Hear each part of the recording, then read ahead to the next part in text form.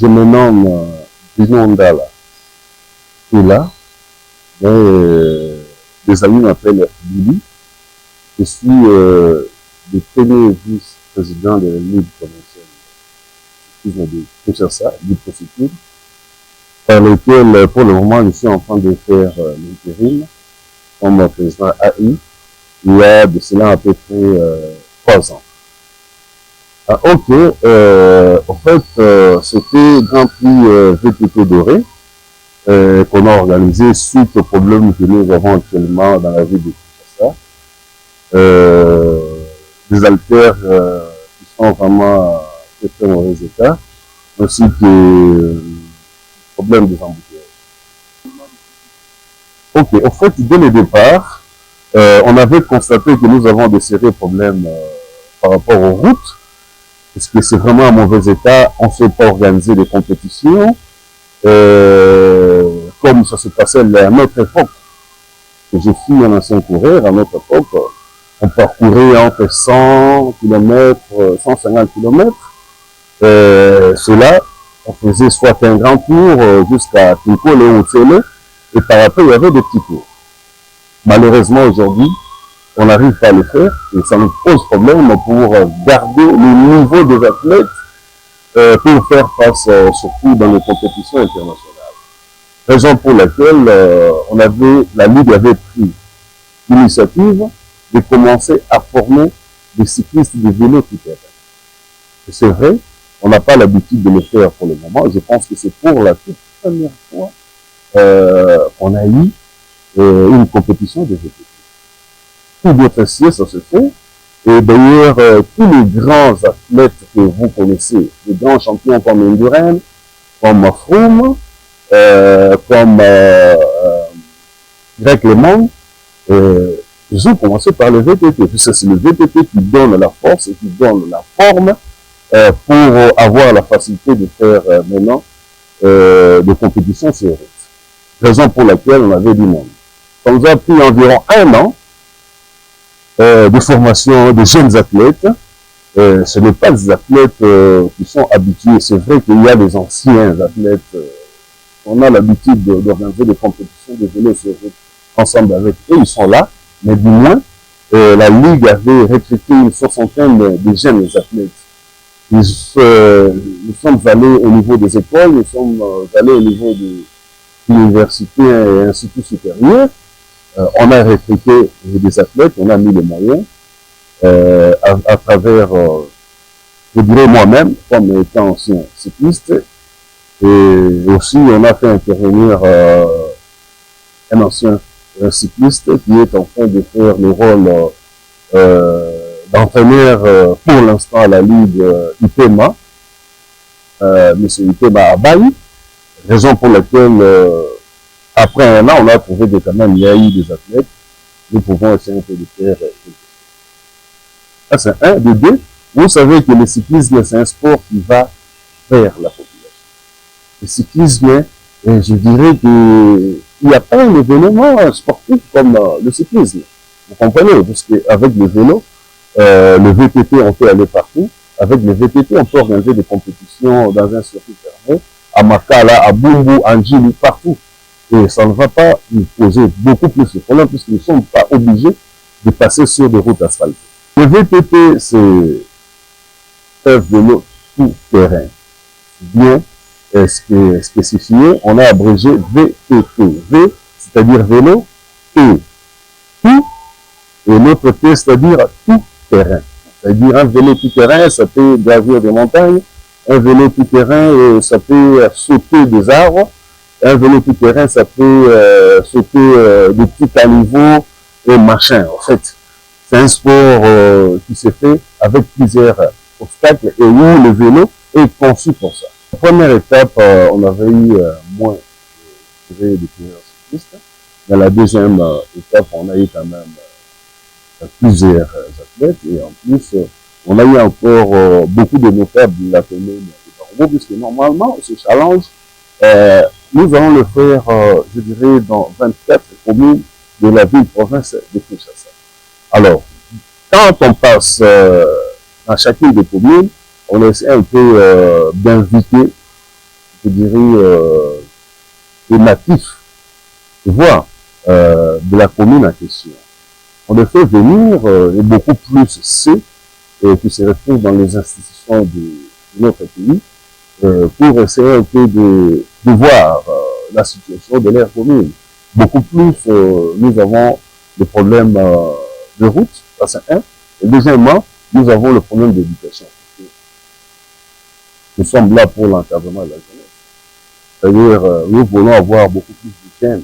En fait, pratiquer le sport, on est d'aller dans le banditisme et consorts.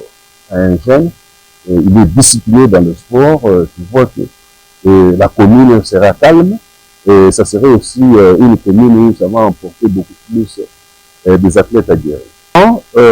Chaque étape, en fait, chaque édition contient 4 étapes.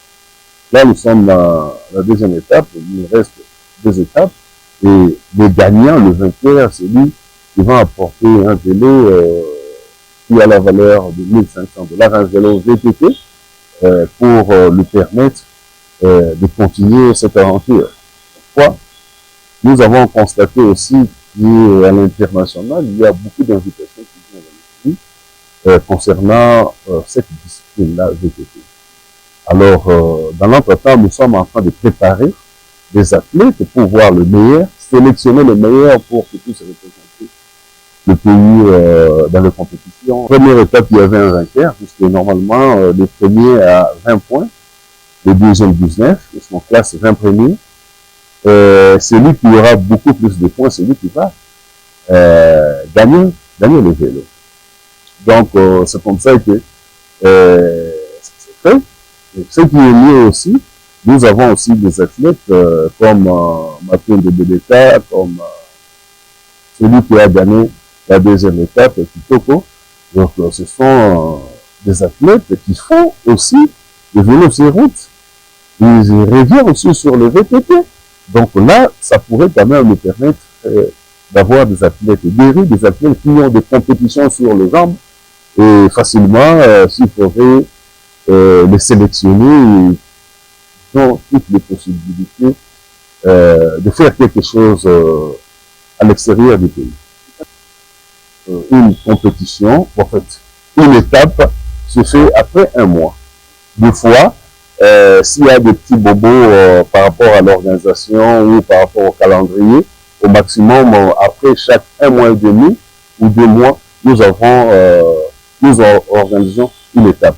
Bientôt là, nous allons, il y a une réunion qui va se faire avec tous les membres de la Ligue provinciale de sécurité de ça pour statuer la date, et fixer la date de la 3e étape.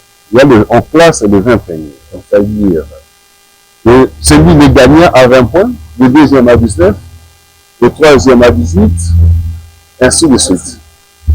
Alors, supposons que le premier avait eu 20 points à la première étape, arrivé à la deuxième étape, il a abandonné. Donc, celui, le gagnant, maintenant, il est, je dirais, à l'égalité avec le premier de la première. Beaucoup plus, je suis en train d'insister. Premièrement, vous savez que le vélo, c'est tout d'abord un sport noble. C'est aussi un sport avantageux pour la santé. Et c'est un sport aussi avantageux pour l'encadrement de la jeunesse, qui demande des sponsors. Là, maintenant, nous sommes près de la population. Vous avez les images de la deuxième étape. Si vous parcourez le circuit, vous verrez, on n'a pas eu pas moins de 5000, n'est-ce pas, personnes qui sont venues voir le cyclisme, ils sont égagnés, ils sont contents, et à tout moment, ils nous posent la question, la troisième étape, c'est pourtant, vous comprenez, nous avons perdu l'habitude d'avoir la distraction, ainsi de suite, mais cette fois-ci, il y a la distraction avec les compétitions que nous sommes en train d'organiser, qui est prévu dans chaque commune. En fait, dans les 24 communes de la ville-province de Kinshasa. On invite les sponsors de venir auprès de nous, parce que ça, c'est une façon de véhiculer, n'est-ce pas, le message de leurs produits. Il y a la population, il y a la presse. Sans les sponsors, on ne sait rien faire. Sous d'autres cieux, le cyclisme ne se fait qu'avec les sponsoring. Mais nous, ici, nous avons des sérieux problèmes par rapport aux sponsoring. Nous sommes obligés de cotiser.